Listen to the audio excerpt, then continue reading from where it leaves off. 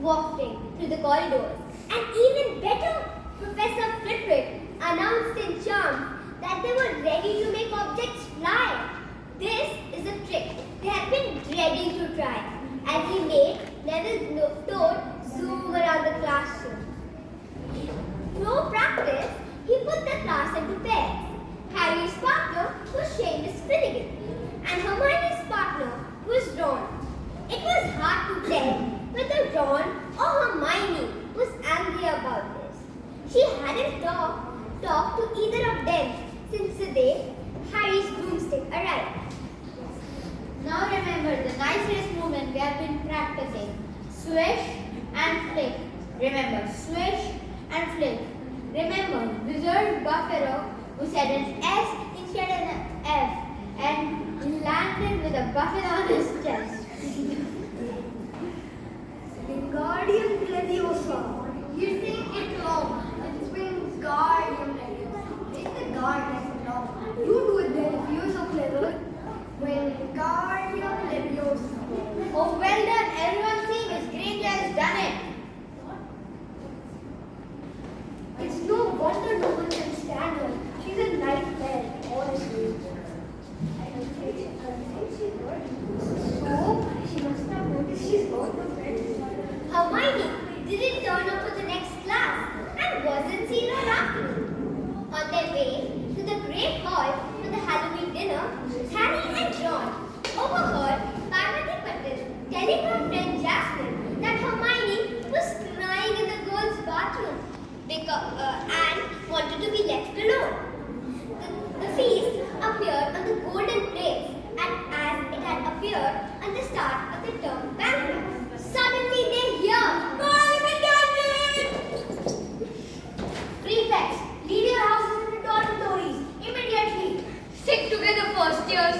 Not need to fear the truth if you follow my orders. Now stay behind me now." How come you don't get it? Don't ask me, this is supposed to be really stupid. I just thought, Hermione, what about her? She doesn't know about the truth. Okay, but Percy better not see us. A foul stench reached Harry's nose. It was a mixture of old socks and a public bathroom no one seems to clean. Suddenly, then they hear it. A low, grunting, shuffling sound. And walking towards them. Ron pointed at the end of the hallway at the left.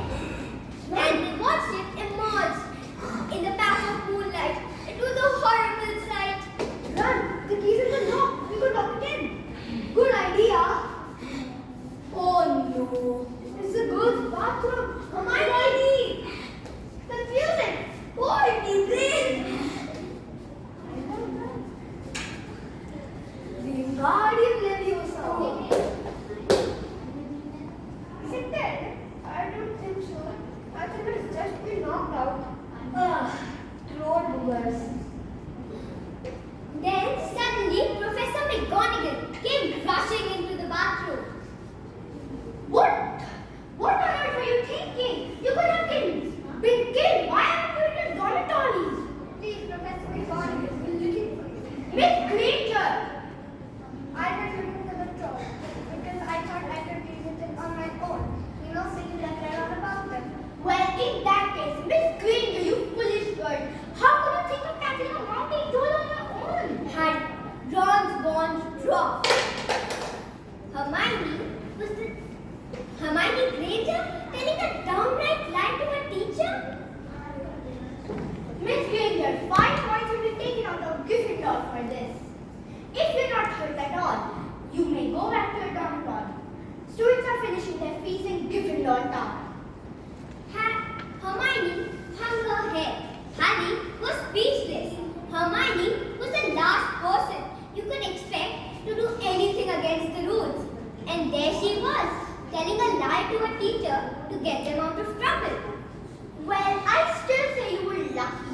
Not many first years could have taken on a full-grown mountain toad on their own. You each win Gryffindor 5 points. Professor Dumbledore will be informed of this.